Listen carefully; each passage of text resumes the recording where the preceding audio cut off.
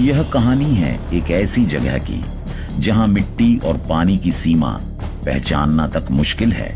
चारों तरफ सिर्फ घनी घास, हल्की धुंध और एक अजीब सी सन्नाटा, जैसे प्रकृति कुछ कहना चाहती हो मगर कह नहीं पा रही हो। एक समय था जब यह जगह जीवन से भरी रहती थी, पक्षियों की चहचहाहट, जानवरों की हलचल और हर ओर हरियाली का जादू। लेकिन एक दिन अचानक एक अजनबी शिकारी यहां आ गया। वो इस धरती का नहीं था, फिर भी कुछ ही समय में इस भूमि पर राज करने लगा। उसके आने के साथ ही आसपास की प्रकृति जैसे अपनी सांसें खोने लगी। जहां कभी जीवन की आवाजें गूंजती थीं, आज वहां बस खामोशी है, गहरी डरावनी खामोशी। जानवर धीरे धीरे गायब हो रहे थे। ऐसा लग रहा था जैसे जमीन ही उन्हें अपने अंदर खा रही हो। लोगों ने महसूस किया कि अब देर हुई तो सब कुछ खत्म हो जाएगा। जब उम्मीदें टूटने लगीं, तभी एक पागल परंतु हैरान कर देने वाला विचार आया, रोबोटिक खरगोश।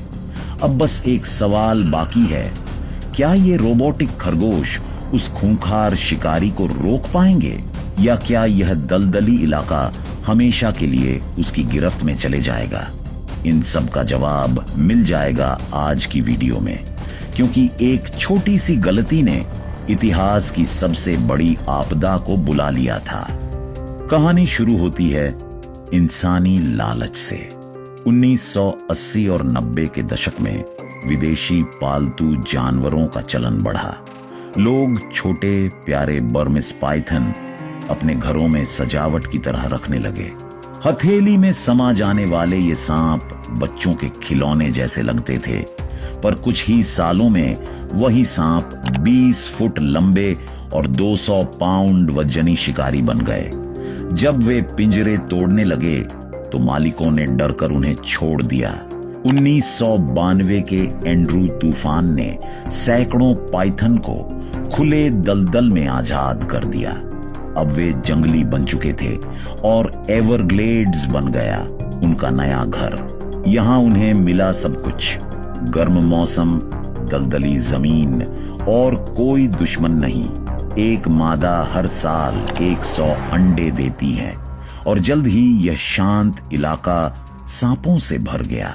इंसान की एक छोटी गलती ने शुरू कर दी अमेरिका के इतिहास की सबसे अजीब वन्यजीव तबाही। एवरग्लेड्स 6000 वर्ग किलोमीटर का दलदली स्वर्ग। यहाँ कीचड़, घास और पानी में फर्क करना मुश्किल है, और यही बना बर्मिस पाइथन का साम्राज्य। इन विशाल सांपों के लिए यह जगह किसी प्रयोगशाला जैसी थी, जहां उन्हें कोई शिकारी नहीं रोक सकता था। वे रैकून, खरगोश, पक्षियों और हिरणों का शिकार करने लगे। धीरे धीरे छोटे जानवर गायब हो गए और फूड चेन का संतुलन बिगड़ गया।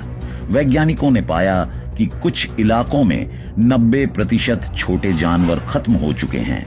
जहां कभी जीवन गूंजता था, वहां अब सिर्फ पाइथनों का राज है। यह किसी हॉरर फिल्म जैसा था, जहां शिकारी अदृश्य थे लेकिन हर जगह मौजूद। एवरग्लेड्स अब जिंदा नहीं, बल्कि सांपों की साम्राज्यिक चुप्पी में सो रहा था। प्रकृति की संतुलन रेखा टूट चुकी थी। पक्षियों के घोंसले खाली थे, कीचड़ में कोई रैकून नहीं और पानी की सतह पर सिर्फ अजगरों के निशान। एवरग्लेड्स की इकोलॉजी ढह रही थी। वैज्ञानिकों ने देखा कि यह सिर्फ एक शिकारी का हमला नहीं था, यह एक पूरा इकोलॉजिकल इन्वेजन था। पाइथन हिरणों तक को निगलने लगे, यहां तक कि मगरमच्छों से उनकी लड़ाई देखी गई। कभी शिकार और शिकारी का संतुलन था, अब सिर्फ शिकारी बचा था। यह कहानी चेतावनी बन चुकी थी। जब इंसान प्रकृति के नियम तोड़ता है तो नतीजे विनाशकारी होते हैं। अब इंसान के सामने सवाल था, क्या वो इस विनाश को रोक पाएगा? फ्लोरिडा सरकार ने करोड़ों डॉलर के प्रोग्राम शुरू किए। पेशेवर हंटर्स, रिसर्चर्स और आम लोग सब इस जंग में शामिल हुए। फिर आया पाइथन चैलेंज, एक राज्यव्यापी प्रतियोगिता। 1600 लोगों ने हिस्सा लिया। इनाम था जो सबसे बड़ा या ज्यादा पाइथन पकड़े। दलदल में सैकड़ों लोग उतरे, लेकिन नतीजा चौंकाने वाला था। सिर्फ 68 पाइथन पकड़े गए। साफ था, यह दुश्मन चालाक था। वे रात में निकलते, पानी में छिपते और किसी साए की तरह गायब हो जाते। हर साल नए प्रोग्राम शुरू हुए, इनाम बढ़े, लेकिन सांपों की संख्या बढ़ती रही। यह अब सिर्फ एक लड़ाई नहीं थी, यह एक जंगली युद्ध बन चुका था। 2017 में आया एक नया प्रयोग, जूडस स्नेक प्रोजेक्ट। शिकारी पकड़े गए पाइथनों को नहीं मारते थे, बल्कि उनमें छोटे रेडियो ट्रांसमीटर लगाकर उन्हें वापस दलदल में छोड़ देते, क्योंकि प्रजनन के मौसम में ये पाइथन बाकी साथियों तक पहुंच जाते थे। शिकारी बस उनके सिग्नल ट्रैक करते और पूरे झुंड तक पहुंच जाते। यह योजना कामयाब रही। एक सांप की मदद से कई पकड़े जाने लगे, लेकिन जैसे जैसे आसान शिकार खत्म होते गए, बाकी सांप गहरे और दुर्गम इलाकों में छिप गए। अब यह मिशन पहले से ज्यादा मुश्किल था। फिर भी यह साबित हुआ, तकनीक और प्रकृति के बीच सहयोग से रास्ता बन सकता है। 2020 में वैज्ञानिकों ने मैदान में उतारे ट्रेंड डॉग यूनिट्स। ये कुत्ते खास गंध पहचान सकते थे पाइथन की। दलदली इलाकों में जहां इंसान हार मान चुके थे, वहीं ये कुत्ते मिनटों में सांप ढूंढ लेते थे। पहले महीने में दर्जनों पाइथन पकड़े गए, लेकिन मिशन आसान नहीं था। 100 ग्रास की नुकीली पत्तियां, गहरा पानी और दम घोंट देने वाली गर्मी। कुत्ते घायल होने लगे। टीमें अब बूट और कूलिंग वेस्ट के साथ निकलती। हर बचाए गए जानवर के साथ उम्मीद जागती, लेकिन हर घायल कुत्ते के साथ डर भी लौटता।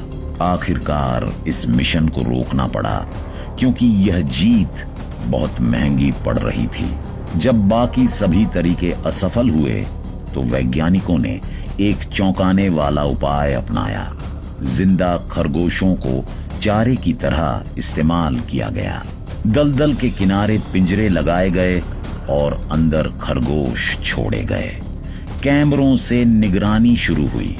जल्द ही नतीजे आए। कुछ ही दिनों में दर्जनों पाइथन उन्हीं जगहों पर दिखे। यह तरीका असरदार था, लेकिन अमानवीय भी। एनिमल वेलफेयर ग्रुप्स ने विरोध किया। क्या एक प्रजाति को बचाने के लिए दूसरी की बलि देना सही है? विवाद बढ़ा और प्रोजेक्ट बंद कर दिया गया। पर इसने एक नई सोच को जन्म दिया। अगर जिंदा चारे की जगह मशीन इस्तेमाल हो सके, तो पाइथन को बिना किसी जीवित नुकसान के फंसाया जा सकता है। 2025 में एक नया अध्याय शुरू हुआ, रोबोटिक खरगोश प्रोजेक्ट। इंजीनियर्स ने असली खरगोशों जैसे दिखने वाले रोबोट बनाए, जिनमें नकली फर, गर्मी उत्पन्न करने वाले हीटर और हल्की हरकतें थीं। पाइथन इन्हें असली समझकर झपटते। हर रोबोट में कैमरा और सेंसर लगे थे, जो पाइथन की हरकतों का रियल टाइम मैप बनाते थे।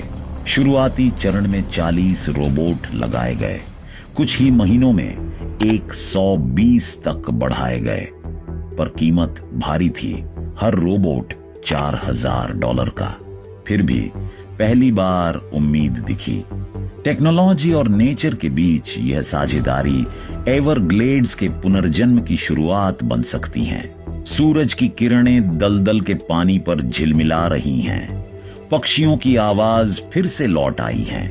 शायद यह बस शुरुआत है।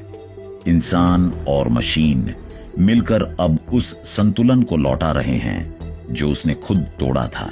यह कहानी है लालच, गलती और उम्मीद की। क्योंकि जब इंसान प्रकृति की रक्षा के लिए उसके साथ खड़ा होता है तो हर दलदल में फिर से जीवन उग आता है।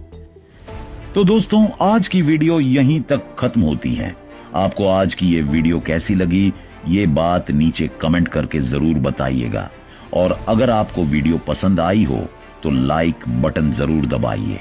साथ ही इस वीडियो को अपने दोस्तों के साथ भी शेयर कर दीजिए।